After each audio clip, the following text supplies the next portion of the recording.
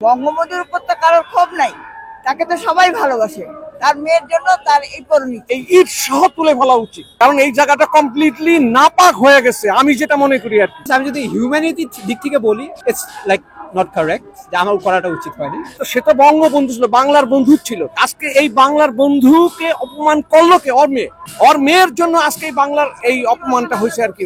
Otherwise ওর কোনো দোষ ছিল না, ওর কি দোষ ছিল? কিন্তু ওর মেয়ের জন্য আজকে এই অবস্থা। ওর কোনো চিহ্ন নাই এখানে, আপনি দেখেন এখানে কোনো চিহ্ন নাই। আমার মতে আমি যেটা মনে করি সেটা হলো কি, ওর এই যে ইট গুলো আছে ইট সহ তুলে ফেলা উচিত। কারণ এখনো এখানে পাপ জমা হয়ে যাচ্ছে। এখন ওকে কমপ্লিটলি উঠায় ফেলা উচিত, আমি মনে করি। যেটা এটা আমার মতামত। এখন দেশের জনগণ কি ভাবতেছে তা জানি না, আমার মতামত থেকে আমি এই কথাটাই বললাম। এটা যে ভেঙে ফেলছে মানুষের ক্ষোভ রোষ, তাই না? এটা হয়তো ফেলেছে, কিন্তু এটা তো তার মেয়ের জন্য, এটা তো কোনো দেশবাসী চাই না। এটা করছে কে? তার মেয়ে। ওনাকে তো মাফ করা যাবে না, উনি এত অত্যাচার করছে 16 বছর। তারপরে এই জুলাই বিপ্লবে এনাকে তো কোনোদিনও মাফ করেন। দেশের যার ঘরে সন্তান চলে গেছে, যার ভাই গেছে, যার মেয়ে গেছে, ছেলে গেছে, তিনি কি জীবনে মাফ করতে পারবে তাহলে এটা তো কোনো মতেই হবে না।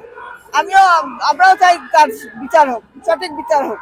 It's like a family feud বলতে পারেন, but I'm not political. আমার family politically affiliated না, but it could be a family like feud বলতে পারেন, because এই road it was like stuck উনার জন্য।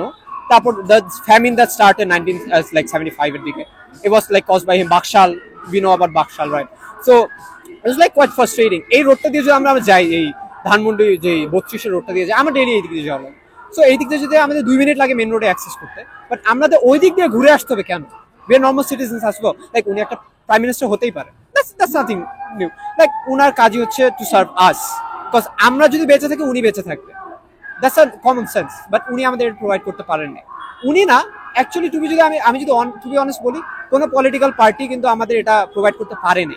সো আমি জানতে চাচ্ছিলাম যে আপনি যেখানটা দাঁড়িয়ে আছেন, আমি যদি বলি স্পেশাল জায়গা ছিল এবং এখানে সবাই সম্মান করতো, বন্দিত বঙ্গবন্ধুর বিশেষ সমাধি হিসেবে। জি, আমি যদি এটা বলি, ইটস রিয়েলি ডিসরেসপেক্টফুল আমার তরফ থেকে। ইটস রিয়েলি ডিসরেসপেক্টফুল যদি আমি বলি। লাইক মানুষ বলবে ও মাই, লাইক স্বাভাবিক সেন্টিমেন্ট, একটা কিছু তো করছি দেশে।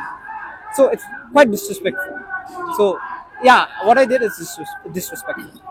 বাট ইউ নো, উত্তেজিত জনগণের উত্তেজিত গরম রক্ত এখন মোমেন্টে ইটস লাইক দ্যাট। সবাই জনগণ যে তাকে অপমান করছে, এই বিষয়টা কিভাবে দেখছেন, কি চোখে দেখছেন?